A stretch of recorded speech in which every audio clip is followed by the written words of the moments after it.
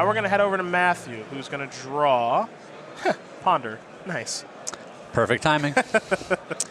Sometimes things just work out the way they're supposed to, you know? Like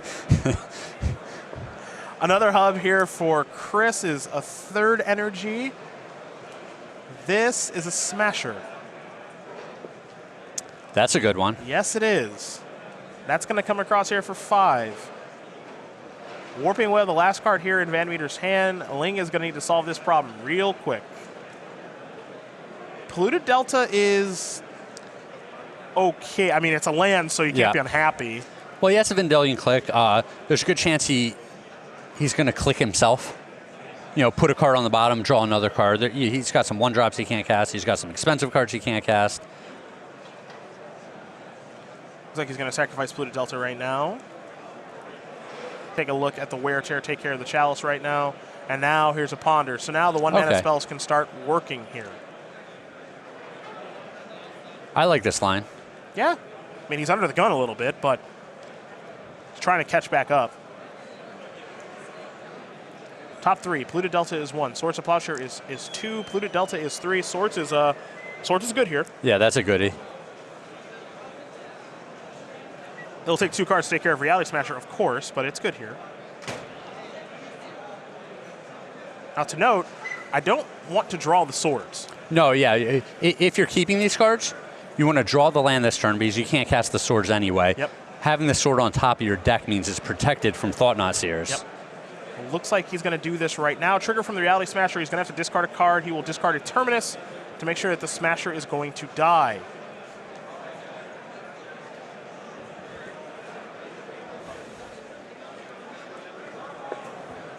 Smasher is going to get exiled. And Chris is lucky here that he's gaining all that life because, you know, 23, now he doesn't have to worry about just dying to nothing. Not really a lot of a drawback on Swords to Plowshares. Warping Whale? Are we going Scions? What are we doing? We're deploying a 1/1? All right, so I'm totally good with this because that's mana number 7 for Ivu. Yes. So he's going to get to attack.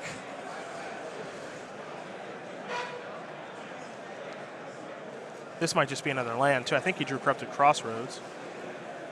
Actually drew Caracas. Ooh, Caracas. That actually might be better than Corrupted Crossroads. In we go with the Scion. Ling going to fall down to 7, and the activation of Eye of Ugin is online. Yeah, and Vendilion Click happens to be a legend. It is a legend. Polluted Delta will be sacrificed. Ling going to fall a little bit lower here. Oh, this is in response to the attack. Yeah, so there might be a block here, or at least an attempt at a block, as damage has not gone through yet. So Ling is at 7, potentially going down to 6. 3 mana. There's Click. Matthew would like to target himself. Yeah, he's got to show the card that he ends up putting on the bottom. Yes, he does. Gonna reveal a Terminus. Bottoms up. New card.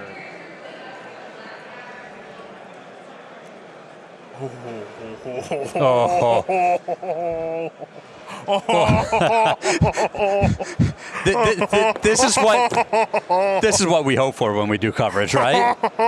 Just the Chris finally got to all of those lands to activate the Eye of Ugin. Kablooey, kabow! Chris, you don't want to read that. Quick basic land check from Chris's deck. I can count it on no hands. No hands necessary. Okay. It's pretty good to know. No, you don't want to read that. So Chris is actually known for having best of SCG Live moments that are horrible for him. Yeah. This is the third. This is spectacular. That. Oh my God. Oh no. A Dictator of the Twin Gods comes down and now Spark.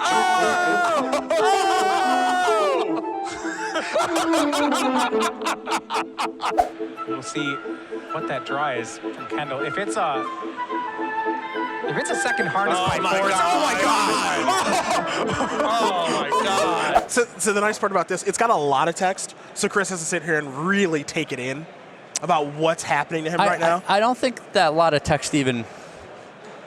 He's got to take it all in. So he is going to search for an Eldrazi. Now, like I said, I have seen games won from worse spots. If he wins this one, I will be shocked. Oh, the plan is endless one. It's the cheapest of the bunch. Yeah, he's got to get something that he can get on the board if he draws any land. Yep. But this is just, this is just a delicious treat. VanMeter will take a draw. Counter Souls. So 1-1. Oh, try to counter this. Woo, baby. Try to counter this. Here we go. Can't do it. 7 points to go. Ling will draw. That's a lot better than a 1-1. That is really good against a 1-1. And I like Matt considering his options here.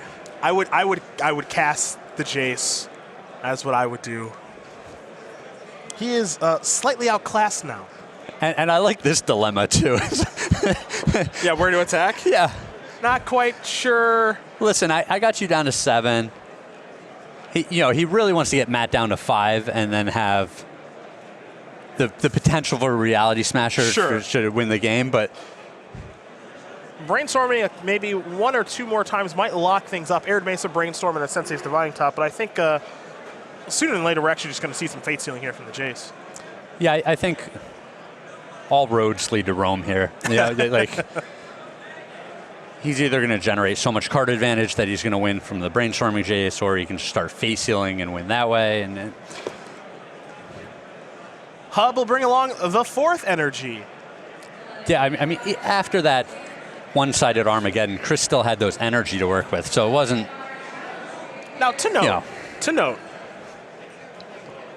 I don't love the use of the Swords of Plowshares by Matt last turn on the 1-1 Endless one. Okay.